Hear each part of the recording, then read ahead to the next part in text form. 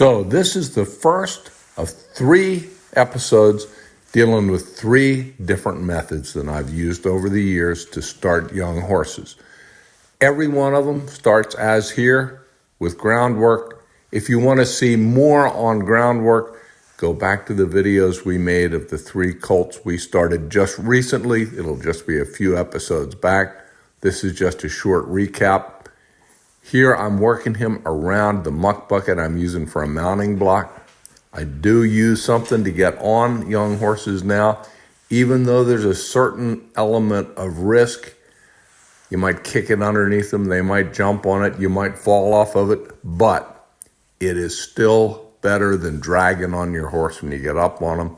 I just try to have them prepared and make it a good place for him to be, a place where he's resting after having been worked. Here we're doing another must-do with every young horse, and that is flexing him around. If they don't give their head willingly and easily, you better back up. Here, we're simply putting the saddle on the horse and putting a variety of scary, noisy objects on him.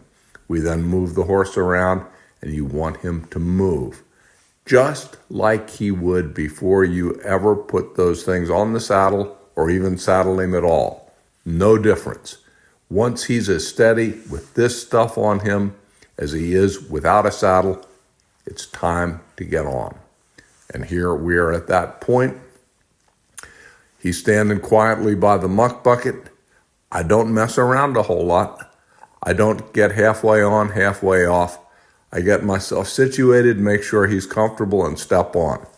And now, when you do this without any ground man, which is the hallmark of what I think of as starting a colt freestyle, it's all up to the rider to motivate the horse to go forward. You'll notice I'm moving his head around a bit. I'm showing him different directions he may choose to go there, and he's saying, okay, I could go that way.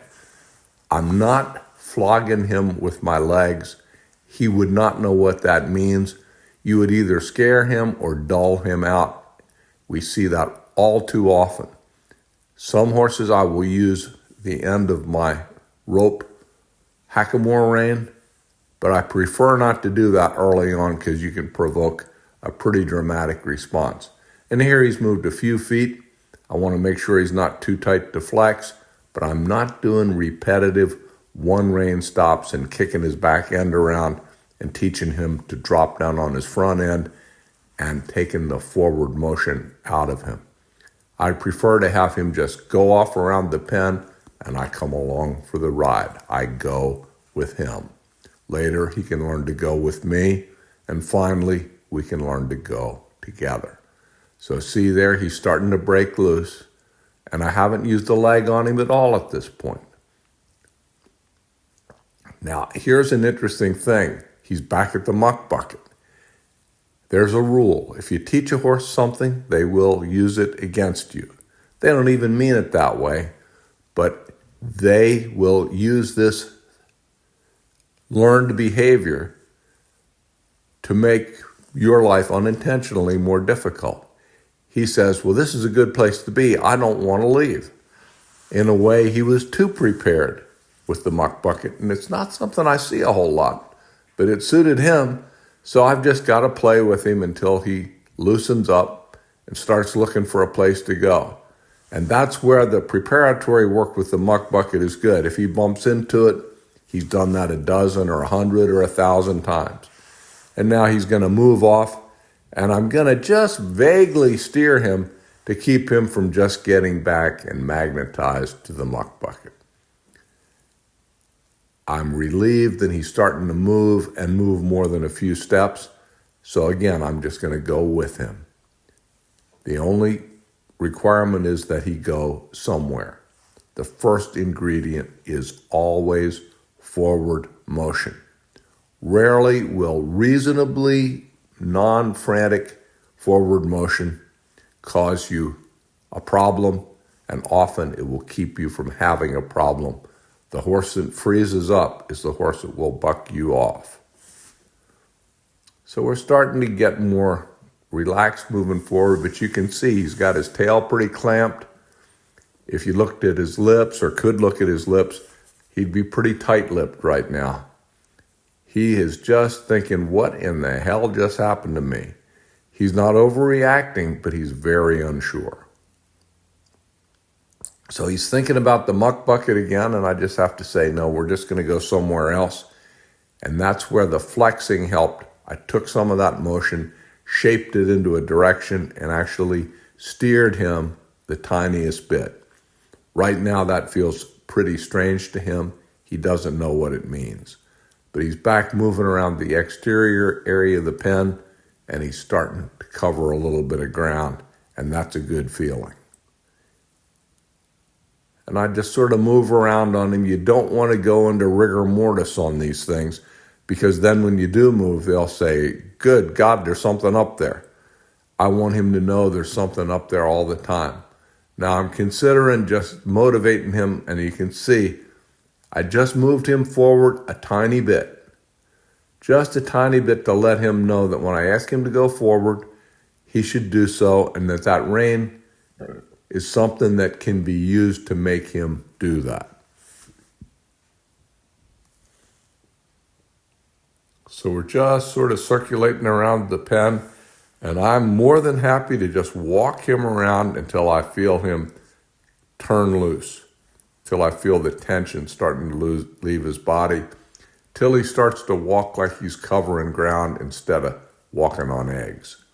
And he's in between the two right now.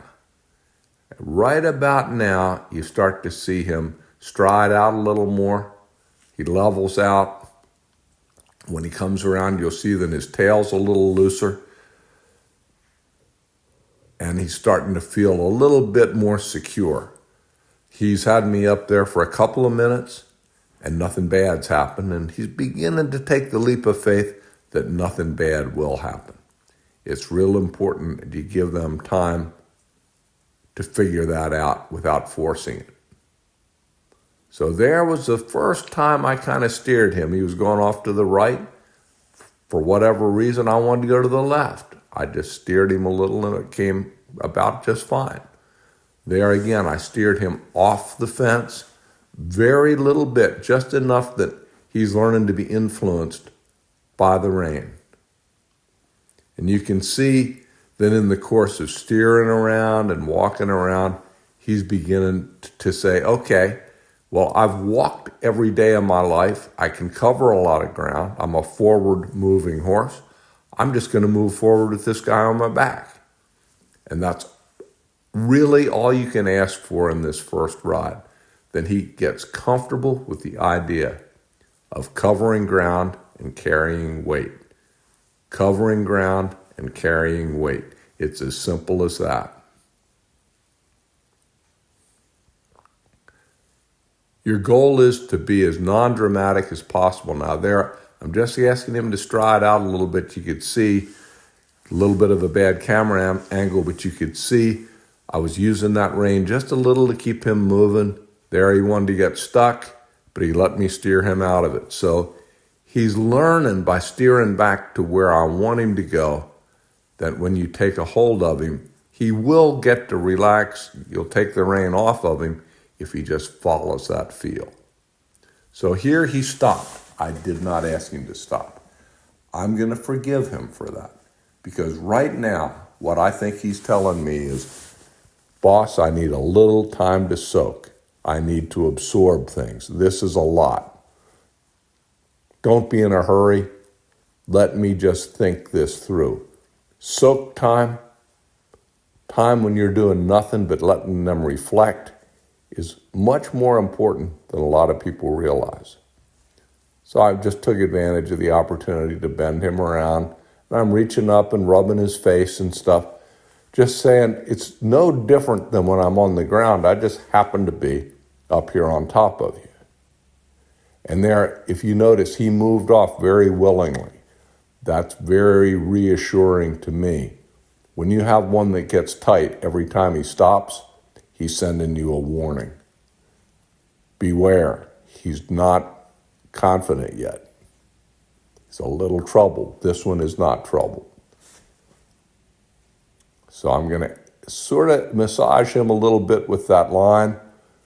Just let him know that I may want to move him forward. There, see, I just sort of caught him in the hip when he started to stall and said, hey, you need to maintain. You need to maintain. Now he's thinking about trotting. Right there, I just tried to reward the thought. All I needed was the thought. He broke into a faster walk, started to come back, and I said, that was the right thought. Thank you. You don't always have to get action. You can release when the mind is at the right place. Now, that right there was the first trot. It was barely a trot, but he shuffled his feet, and now he got the idea that he could do that. But I'm just influencing him enough. And there I just bent him around because I thought he was getting a little bit tight. And I like to see if I can. Rather than waiting for things to go sideways, I want to see if I can bend his head around. But again, that was a test. I'm not going to do that again and again. When I start using that bridle rein, it will be to steer him, not to just wallow around. That's very different from what a lot of very good people do. I just think forward motion is so important, and maintaining your horse with some feel in their face instead of just getting them mushy by overbending them is a very constructive way to go. So we're getting more trot strides, and he's letting me start him again and again. And in a way, each time I have to restart him is another opportunity to teach him how to go forward. And now he's saying, well, if I stop, this guy's just going to ask me to go again. So how about I don't stop? And there he just ran out of commitment. So I just shuffled that rein at him, doing as little with it as possible. If you never have to whack a horse with a rein, they remain more willing to go forward. I don't like to be in a position where I have a horse that really doesn't want to move forward. So there, I just quieted my seat and sat down, and as soon as I quit riding, he slowed down. And there, I stopped him for the first time. And all I did, and this is contrary to something else a lot of people will say, I picked up with both reins, left more than right. He stopped with a slight bend to the left to retard his movement. I used the right rein just to keep him from overbending. And now this is a higher degree of difficulty. I'm asking him to walk off and steer right away. And he did that for me. So I'm starting to get, I hope not overconfident, but confident that he's with me now. He's beginning to go with me, and it's a trade-off. Sometimes I just go with him, but there I said, hey, go with me and go forward. And now I'm saying, you're going forward, I'm just going to come along. So we trade back and forth. I don't want my horse to not have some independent thought, because you may need that someday. A good horse will fill in for you when you make a mistake. And this is the very beginning of building that kind of horse. So here I'm just asking him to come off the fence at a trot, just a tiny bit. And you can see he came off 18 inches. That's just fine. And there I stirred him up a little. He overreacted slightly. I can't hate him for trying a little too hard. There's another little steer. Let's steer him a little more. We came off the fence. It's a little hard to see because it's pretty subtle.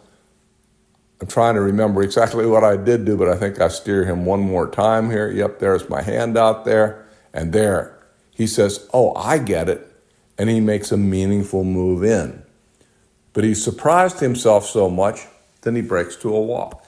No big deal. He reversed direction on his own. Right there, I'm saying, sure, I'll go with you for a while.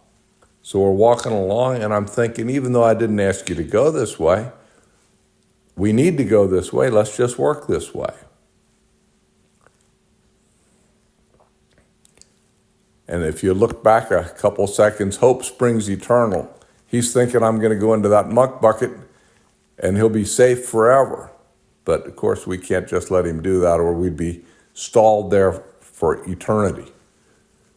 So now we're getting a trot this way, and